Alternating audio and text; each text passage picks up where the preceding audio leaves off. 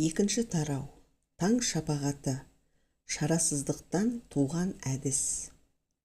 Шарасыздық түбегейлі өзгеріске арналған шикізат.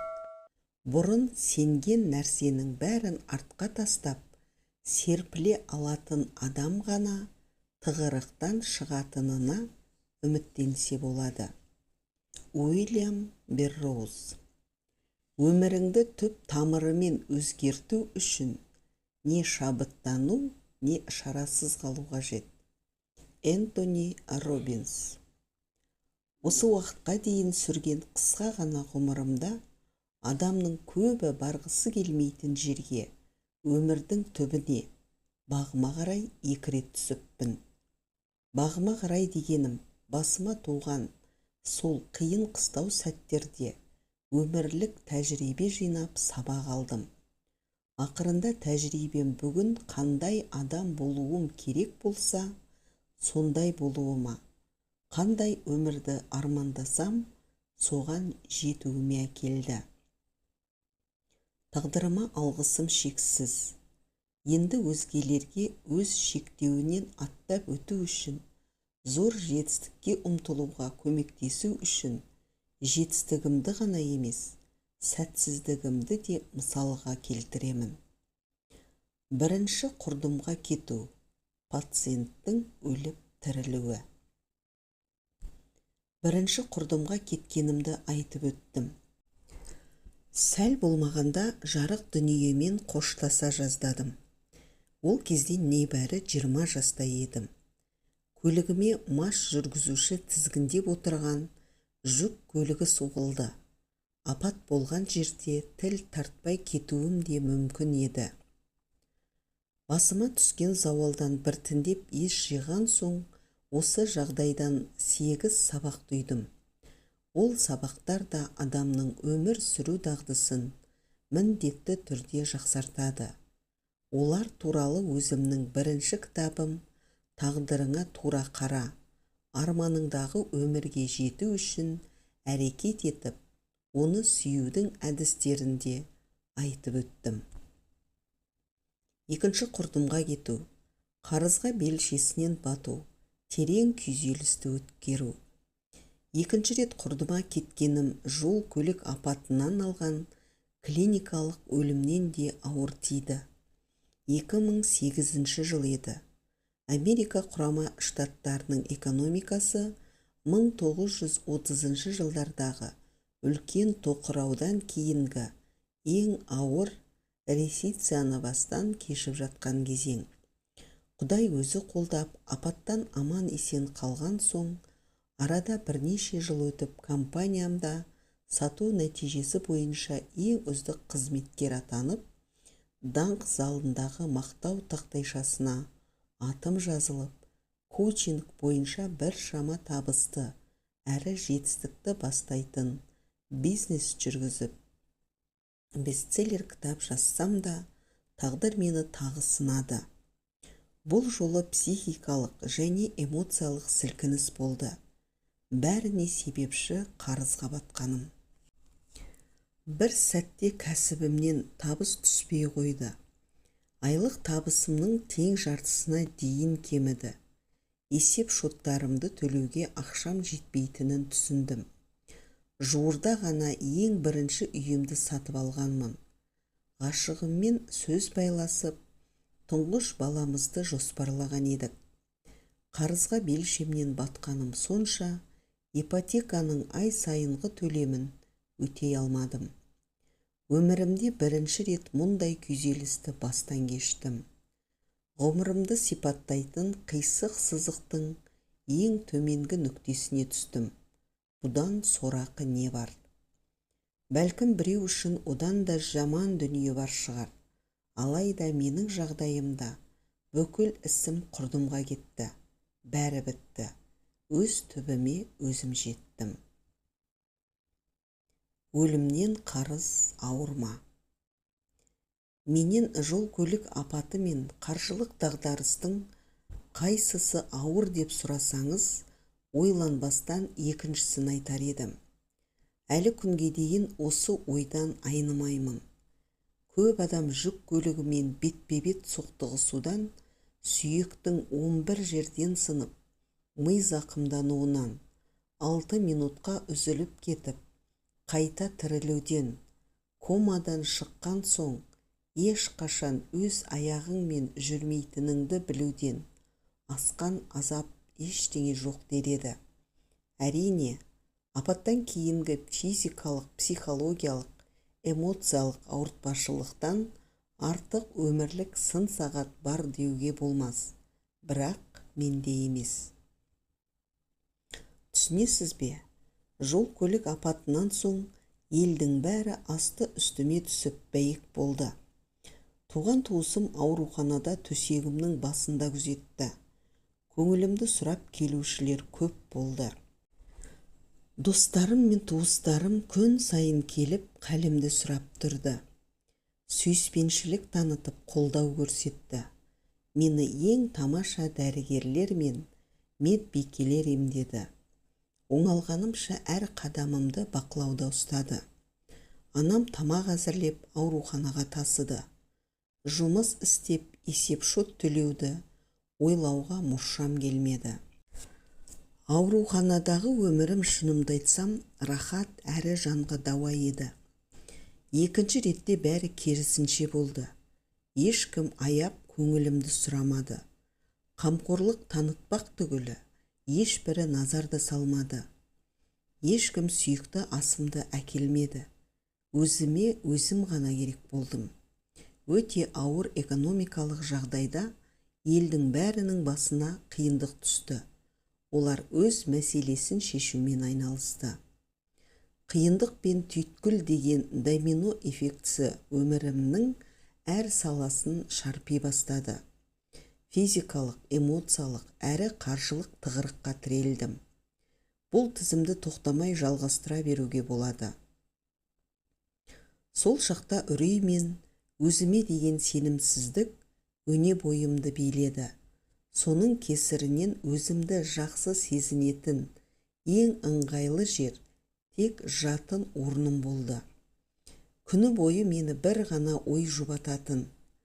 Кешке қарай жылы төсегіме жатып, қалың көрпемді жамылып, аз уақытқа болса да қиындық атаулыдан қаша тұрамын.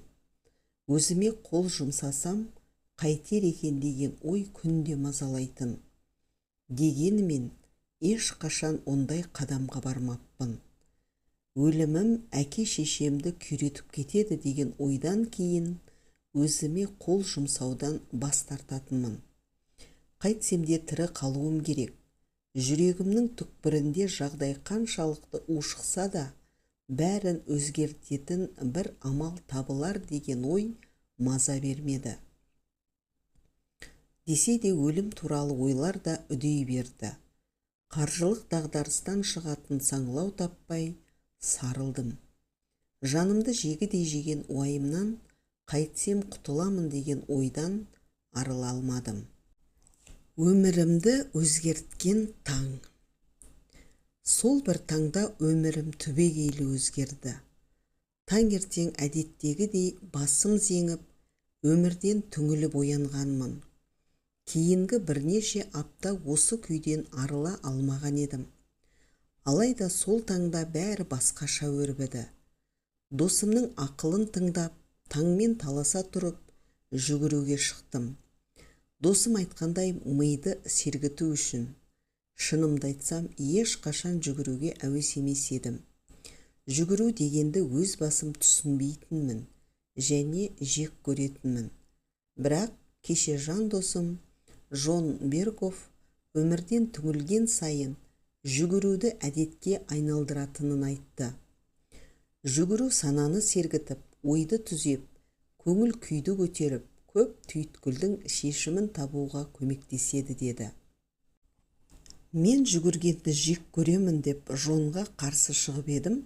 Ол менен бірден жүгіру ме, әлде қазіргі басыңдағы жағдай жек көрінішті ме деп сұрады. Шынында менің жоғалтар ештеңем болған жоқ. Сондықтан жүгіруге бекіндім. Таңертең баскетболға арналған жүгіруге аса құмар емеспін дедім ғой. кроссовкамның бауын байлап, жүгіргенде көңіл көтеретін бірдеңе тыңдармын деп қалтама айпадты салдым.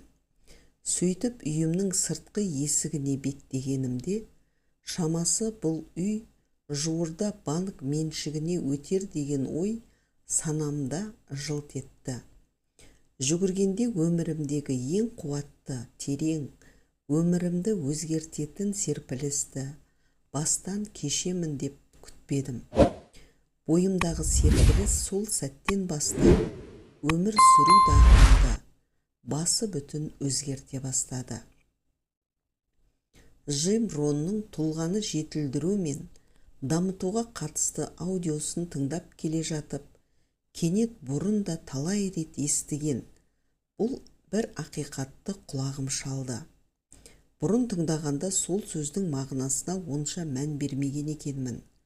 Кейде солай болады емес пе? Бір нәрсені ести бересің, тек одан еш қорытынды шығармайсың.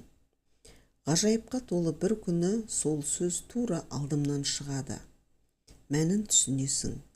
Кейбір ой мен идеяны түсіну үшін санаң таза болуға тиіс екен. Сол таңда санам сан-саққа шашырамай, тұнық болды. Қатты түңілгенімнен шығар, әлгі сөздің мәнін ұға алмадым. Джимнің сеніммен айтқаны, жетістігіміздің деңгейі тұлғамызды дамыту деңгейінен аса қоймайды. Себебі біз кім болсақ, соған лайық деңгейдегі жетістікке жетеміз. Жүгіріп келе жатып кілт тоқтадым. Осы философия өмірімді түбегейлі өзгертті. Жетістік параллелі. Санама сәуле құйылды. Осы күнге дейін армандаған адам болу үшін, жетістікке жақындау, жету үшін мақсатты түрде ештеңе істемегенімді анық түсіндім. Бірден 10-ға дейінгі жетістік деңгейі бойынша мен де жұрт сияқты 10 деңгейлі жетістікті армандамаппын. Ал тұлғамды дамытуым шамамен 2 деңгейде тоқтап қалыпты. Жағдайым өте жақсы кездің өзінде, тіпті сәттілік серік болған күндері тұлғамды дамытуым 3 не 4 деңгейде қалып қойған екен. Осы түйткіл адамның бәріне ортақ екенін түсіндім. Өміріміздің әр саласында 10 деңгейлі жетістікке жетуді армандаймыз. Денсаулық, бақыт, қаржылық мәселе, айналамен қарым-қатынас, мансап, рухани байлық, яғни тұтасы мен күллі сала. Ал тұлғамызды дамыту деңгейіміз білім, тәжірибе, дүниетаным, көзқарасымыз және де тағы басқалар. Сол сияқты саланың қай-қайсында да 10-ға жетпесе, өмір жанталасқан күреске айналмақ. Қоршаған әлем әрқашан ішкі жан дүниеміздің айнасы болып қала береді. Ал жетістік тұлғамызды дамытумен параллель жүреді. Күнде мақсатты түрде армандаған өмірді қалыптастыратын қасиетті болмысымызға дарытпасақ, онда қалаған нәтижемізге жету қиынға түспек. Бұрылдым да үйге қарай жүгірдім. Өмірімді өзгертуге дайын едім. Бірінші мақсат – уақыт табу. Ендігі жерде бар түйткілдің шешімі күнделікті күйбең тірлікте өзімді дамытуды мақсатты түрде жүзеге асыра аламын ба деген сұраққа тірелетінін түсіндім. Маған жетпей тұрған ой осы екен. Осы ой армандаған өміріне ұмтылатын, жетістікке жете алатын адам болуыма, өзгеруіме көмектесуге тиіс. Бұлайша бәрі оп-оңай көрінеді. Мен үшін ең бастысы әрі ең қиыны бәрін жүзеге асыруға уақыт табу еді. Есеп-шот төлеп, жұрттан қалмаудың өзі қиын шақ. Сондықтан жетілуіме уақыт бөлу мүлде мүмкін еместей көрінді. Сізге де осы күй таныс шығар. Талай бестселлер жазған Мэтью Келлидің «Өмір ырғағы» деген кітабындағы мына жолдар ерекше ұнайды. Бір жағынан бәріміз бақытты болғымыз келеді. Екінші жағынан не істесек бақытты болатынымызды жақсы білеміз. Бірақ оны істемейміз. Неге? Мұның жауабы қарапайым. Оны істеуге уақытымыз жоқ. Сонда неге қол тимейді? Бақытты болуға қол тимейді. Қолыма органайзерді алдым да диванға отырдым. Күнделікті өзімнің дамуыма арнайтын уақыт іздеп, мына нұсқаны қарап шықтым. Бәлкім кешке қарай. Ең басында кешқұрым, жұмыстан кейін не түн ішінде, не сүйіктім ұйықтағанда уақыт бөлуге ыңғайлы болар деп ойладым. Алайда күні бойғы жүгірістен кейін болашақ жарыма тек қана кешке уақыт бөледі екенмін. Оның үстіне кешкі мезетте көбіне күш қуатым азайып қалады. Түнде шаршайтыным сонша, күннің басқа кезінде зейінімде болмайды. Кешке қарай жөнді сөз айтып, нақты ой ойлауға шамам жетпейді. Бар ынта-ықыласымды жұмылдырсам да, өзімді жетілдіруге шамам келмесін сездім. Сол себепті кешкі уақыт мүлде тура келмеді. Бәлкім тал түсті арнармын. Тал түсте уақыт бөлсем қайтеді деген де ой келді. Түскі үзіліс кезінде, не үзілістен кейін уақыт бөлсем, дұрыс болар ма екен? Алайда түсте бос уақыт бола қалуы қиындау. Сондықтан бұл әрекетімнен де түк шықпасын білдім. Жоқ, тек таңертең емес. Мұнан кейін таңертең ерте тұрып, өзімді дамыту туралы ойладым. Бірақ бұл ойдан дереу бас тарттым. Мен таңмен таласа тұратын адам емеспін деу ештеңе айтпау. Мен үшін таңертең ерте ояну мүмкін емес еді. Жүгіруді қалай жек көрсем, таңертең ерте тұруды да соншалықты ұнатпайтынмын. Алайда таңертең тұру туралы ойлаған сайын басқа көрініс көз алдыма келе берді. Біріншіден, күннің бастапқы бөлігінде өзімді жетілдіруге уақыт бөлсем, бұл әрі қарай күнімнің жақсы өтуіне серпін бермек. Таңертең жаңа бірдеңе біліп отырамын.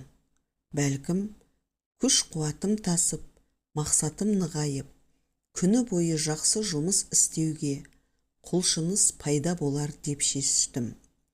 Оның үстіне stevpavlina.com сайтынан күннің тұтқасы деген жазба оқыдым. Онда Стив Павлина бұл жігіт жай блогер емес, ақылды адамдарға арналған тұлғаңды дамыту курсы кітабының авторы. Бірінші сағат жалпы күннің қалай өтерін көрсетеді. Егер оянғаннан кейінгі бірінші сағатта еріншек сылбыр болсам, онда күні бойы сондай болып жүремін. Ал бірінші сағатты әлде қайда өнімді өткізсем, сол күнім едәуір өнімді табысты болады дейді. Яғни өзімді жетілдіру мен таңертеңгі уақытта айналыссам, онда күні бойы жиналатын себеп сылтауды, шаршап тұрмын, үлгермей жатырмын, және тағы да басқа айтпайтын боламын.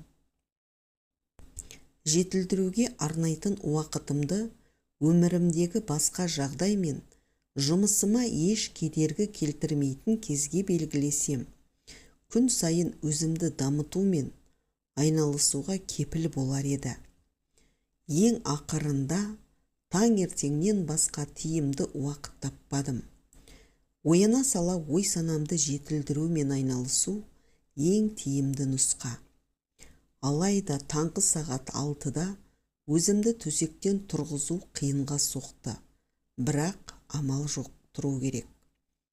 Таңғы сағат 5-те тұру мен үшін мүлде мүмкін еместей көрінді. тағы да түңіле бастадым. Өзімнен жеңілгендей күйге түстім. Органайзерді сарт еткізіп жауып тастауға аз қалдым. Сол сәтте ұстазым Кевин Брейсидің дауысы санамда жаңғырды. Кевин әрдайым былай дейтін: өміріңді өзгерткің келсе, бір нәрсені өзгеше жасап үйрен. Құрғырдың заты. Әрине, Кевиннің сөзі рас екенін түсінетінмін. Алайда оның сөзі ерте тұрғанның қиындығын жеңілдетпеді. Сонда да өзгеріске бет бұрмақ болдым. Таңмен таласа тұратын адам емеспін деген санамдағы шектеуді алып тастауды мақсат еттім. Ертең сағат 5-те тұрамын деп күн тәртібіме белгілеп жаздым. Өмірімде бірінші рет өзімді жетілдіруге мақсатты түрде әрекет етпекпін. Екінші мақсат – қатты әсер ететін нәрсені істеу. Ендігі кезекте екінші маңызды нәрсені шешу керек еді. Өмірімді тезірек өзгертетіндей, таңертең нендей нәрсемен шұғылдануым қажет. Кітап оқысам болады, алайда кітапты бұрыннан оқимын ғой. Бұрын істемеген нәрсені істеуім керек деп ойладым. Жаттығумен айналыссам болар еді. Бірақ бұл ой мені онша құлшындыра қоймады.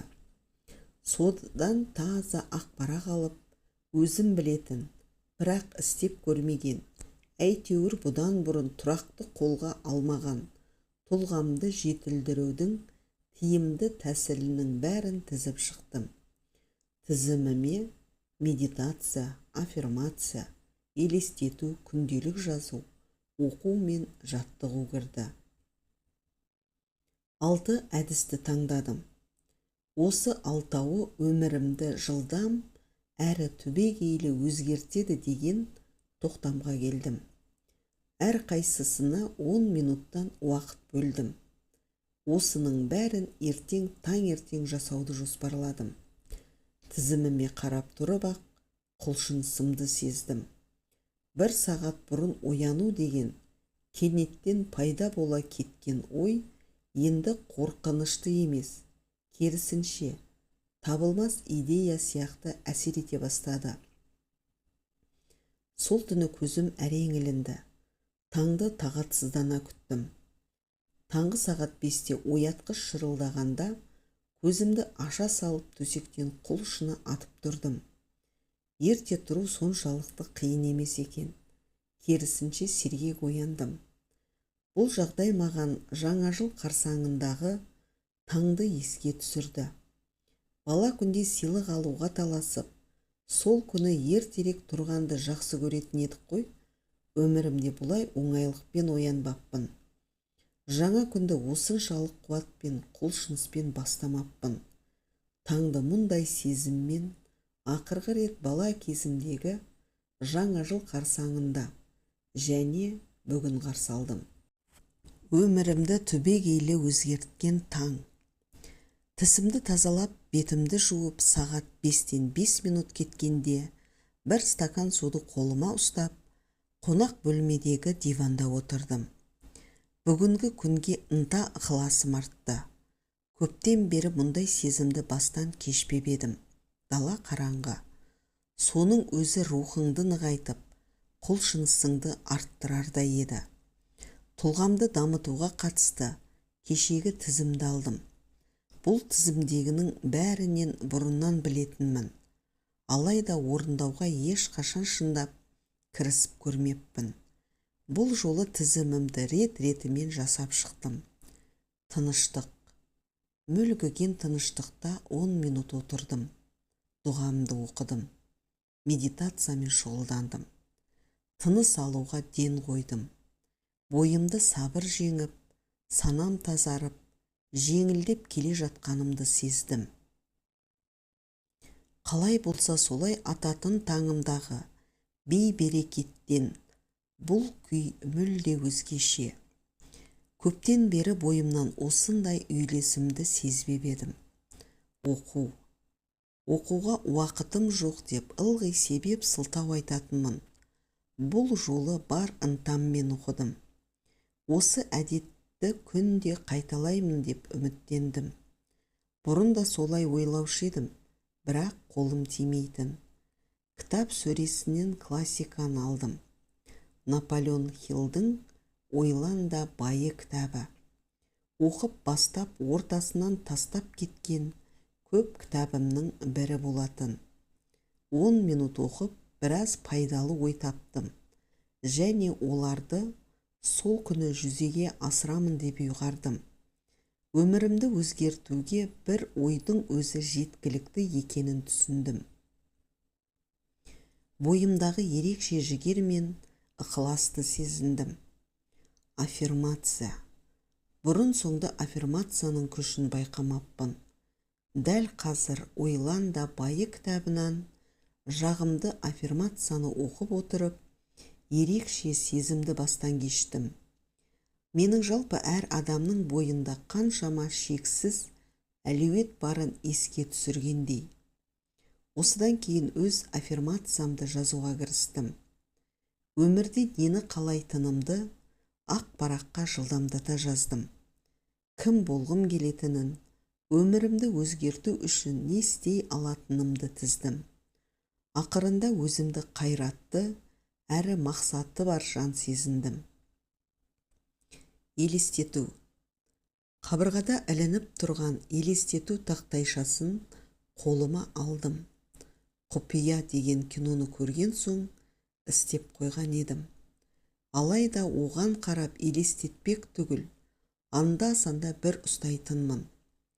10 минут бойы бар назарымды бір суреттен екіншісіне аударумен болдым.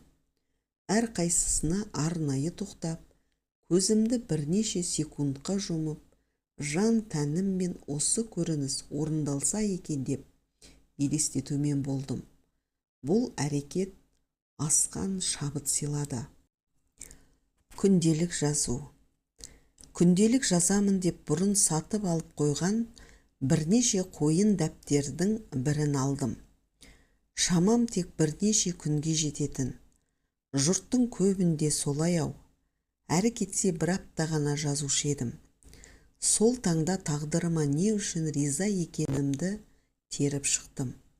Соны жаза сала санамды билеген ауыр күйзелістен арыла бастадым. Әрине, мүлде құтылғаным жоқ, дегенімен жеңілдеп қалдым. Өмірге риза екенімді жазғаннан соң көңіл күйім де көтеріңкі бола түсті. Ризашылық сезімі бойымды кернеді. Жаттығу. Бұрын талай рет естіген жазушы әрі публицист Тони Роббинстің «Қимыл көңіл күйді көтереді» деген сөзін қайталадым. Еденге етбетіммен жатып, күшім жеткенше қол жаттығуын жасадым. Сосын көп уақыт арқаммен жатып жаттығу жасамай құрысып қалған денемнің шамасы жеткенше пресс жасадым. 6 минуттай уақытым қалды. DVD плеерге ғашығымның жақсы көретін йога дискісінің бірін салып, қалған минутта жағымды әуен тыңдап, рахатқа бөлендім. Өзімді керемет сезіндім. Тамаша көңіл күй. Бұл өмірдегі ең бір тыныш, ынталы, құлшыныс сыйлаған, күш берген, шабыттандырған, ризашылықты сездірген таң болды. Ал сағат тілі әлі алтыны көрсетіп тұр. Мұның аты ғажайып. Бірнеше апта бойы сағат 5-те тұрып, тізім бойынша өзімді жетілдіруді жалғастыра бердім. Қазіргі жағдайыма көңілім толып, осы өзгерістерге мейлінше риза күйде бұдан да қиынға ұмтылдым. Бір күні кешке қарай ұйықтар алдында бұрын соңды істемеген нәрсені жасадым. Оятқышты сағат 4-ке қойдым. Тіпті жатарда есімнен адасқан жоқпын ба деген ойға келдім. Бір қызығы, сағат 4-те тұрудың 5-те тұрғаннан еш айырмашылығы жоқ екен. Ала кеуімнен ояну Жалқаулық жеңіп, ерте тұруға ерінетін күндерден 10 есе оңайға түсті. Күйзеліс біртіндеп азая берді. Күш қайратым тасып тұратын жағдайға жеттім. Санам таза, тұнық. Өзімді бақытты сезіндім. Күшім көп, шабытым мол. Кері тартпа ойлар өткен шақта қалғандай. Бұрынғы қалпыма қайта оралғандай едім. Тез өсіп жетілдім. Сондықтан өз кемелденген нұсқама жеткендеймін. Тың күшпен, тың қуатпен, құлшыныспен, тұнық санамен. Зейінім күшті. Қалпымда тиянақты мақсат ойлап, стратегия құрып, бизнесімді қалай құтқарамын, табысымды қалай еселеймін деген мәселеге қатысты жоспарымды жүзеге асыра бастадым. Таң шапағатын қолға алғаныма 2 айға жуық уақыт болғанда, кірісім бұрын тіпті армандауға батылым жетпейтін шамаға жетті. Уақыт өте келе таң шапағатын коучинг өткізіп жүрген клиенттеріме айтқым келетінін түсіндім. Сондықтан бұл әдіс тәсілге ат қоюым керек деп ойладым. Басымнан өткеріп жатқан трансформацияның нәтижесі өте терең әрі жылдам еді. Соның арқасында күйзелістен арылдым. Қаржылық қиындықты жеңіп, өмірге шын қуана қарай бастадым. Басыма бақ қонғандай шаттандым. Бұл ғажап еді. Сондықтан таң шапағаты деген атауға тоқталдым. Кэттидің қолынан келсе. Бірнеше аптадан бері Кэти деген клиентіме қызмет көрсетіп жүрдім. Ол менен, «Хелл, осы сіз әр күніңізді неден бастайсыз?» деп сұрады. Оған таң шапағаты және 1 сағат бұрын тұрудың пайдасы туралы айта бастағанымда жүзім нұрланып, көзім бал-бұл жайнады. Алайда Кэттиді сөзіме сендіре алмадым. «Хелл, қазіргіден ерте тұруға ниет бола қояр ма екен? Өзімді таңмен таласа тұратын адамға жатқызу ақылға қонымсыз» деді. Бірақ Кэти нағыз күрескер еді.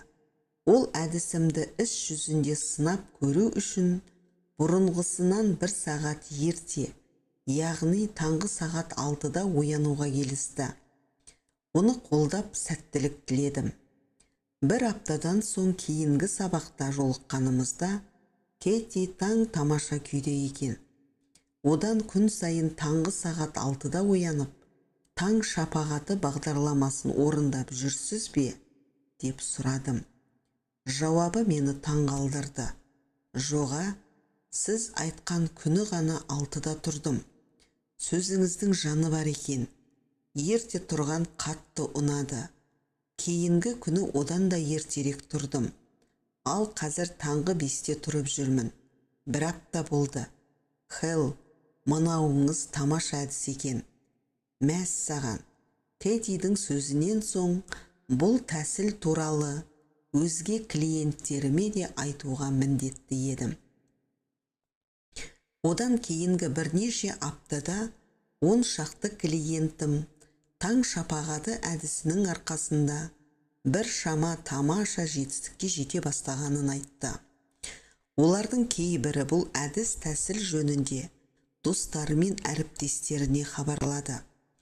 Ақпарат ғаламторда лезде тарады. Елдің бәрі Facebook пен Twitterде пікірін жаза бастады. YouTube'те таңертең қалай ерте тұратыны, таң шапағатындағы жаттығуларды жасағаны туралы видеороликтер таралды. Әлеуметтік сең қозғалды. Жо деген кім? Қарғыс атқыр. Әдісімнің шынында да бір сиқыры барын түсіне бастадым. Бір күні YouTube'тен видеоролигімнің бірін көрейін деп кіріп, іздеу деген жолға аты жөнімді енгіздім. Жоқ, мені қатты сөге көрмеңіздер. Сіздер де өзіңізді Google'ден іздеп көрген шығарсыздар.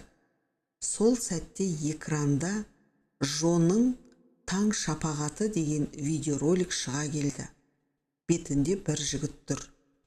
Оны өмірімде көрген емеспін. Бастапқыда көңіл күйім аса жақсы болды деп айта алмаймын. Жо деген кім тағы? Таң шапағаты деген менің әдісімді көшіретіндей өзін кіммін деп ойлайды деп ашуланып кеттім. Әрине, мұным өзіме сын. Не ойларымды білмедім. Мені жағымды тосынсый күтіп тұрғанын, тіпті көңілім өсіп қаларын сезбедім де. Плей деген пернені бастым. Экрандағы жігіт: «Сәлем, мен сіздің досыңыз Жо Диосанамын. Қазір бізде сағат неше екенін көрелік». Осы жерде Жо өзінің оятқышын көрсетті. Ол 5:41 көрсетіп тұрды. Сонымен таңғы сағат 5-тен 41 минут кетті. Жо бауырым, жексенбінің таңында немен айналысып жатырсың деп ішіңізден таң қалып тұрған шығарсыз. Олай болса, дәл қазір miraclemorning.com сайтына кіріп көріңізші. Міне, miraclemorning.com сайтына кірдіңіз делік. Енді менің ролигімді көріп, оны көшіріп алыңыз. Шынымды айтсам, бойымды күш-қуат кернеп барады. Өзімді жаңа жылдың алғашқы таңын қарсы алғандай сезініп тұрмын. Бұл күн сайын жаңа жыл басталғандай күйге бөлейді екен. Сіз де бұл тәсілді жасап көріңізші. Өміріңіз жақсы жаққа қарай күрт өзгереді деп сайрап тұр. Жоның видеоролигін көрген соң, компьютердің экранына аузым ашылып, қуаныштан көзім жайнап қарап қалыппын. Мен үшін таң шапағаты күнде таңертең өзіңді жетілдіру жаттығуы ғана еді. Енді ол туралы көпшілікке айтуым керек деген ойға тоқталдым. Содан көп адамның өмірінің өзгеруіне ықпал етемін. Менің өмірім өзгергендей, олардың да өмірі өзгереді. Дәл сол сәтте бұл әдіс қаншалықты танымал болып кетерін өзім де білмедім.